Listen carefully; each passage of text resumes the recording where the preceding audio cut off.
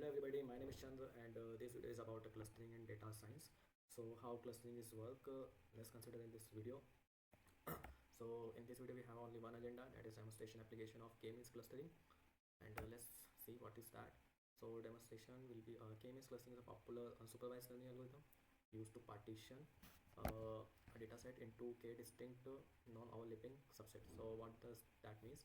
So it is a powerful unsupervised learning machine learning algorithm used to group similar data points into clusters.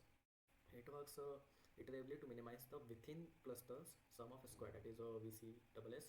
So how it works? So firstly you have to initialize the centroids, randomly select the k points, k data points as initial cluster centroids, and then assign data points like you have to assign each data point to the nearest centroid based on Euclidean distance, and then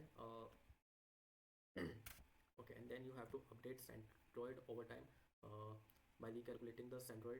Each cluster has the mean of all points assigned to it, and you have to repeat this last two steps until the centroids no longer change significantly or a maximum number of iteration is reached. So let's have a look at a practical example here.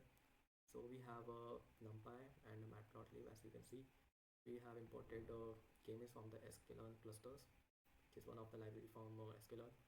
Okay, so we are creating a sample data set, that is a blobs, clusters, std, random std is 0 here.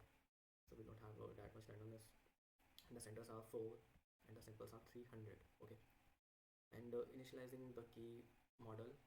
So for initializing we just have to write the key means that we are importing from the clusters, and clusters are 4 as we can see here. Okay, now we will fit this and fit the model to the data. So the data we have in this x will be fitted in this k-means model. So now we will predict the y k-means using k-means.predict function, and this will give us the y k-means, and we will just simply plot it. So let's run this.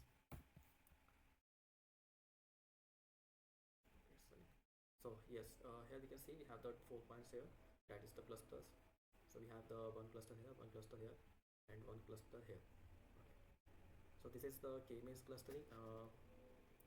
Okay, so what is the application for the customer segmentation, like identifying different customer segments for target marketing, and also image, we can use this in image segmentation, dividing, like we divide images into different regions or meaningful regions. So this is the k-means clustering, and you can effectively use it to uncover hidden patterns and insights in your data. So that's for this video. Thank you for watching it. See you next time.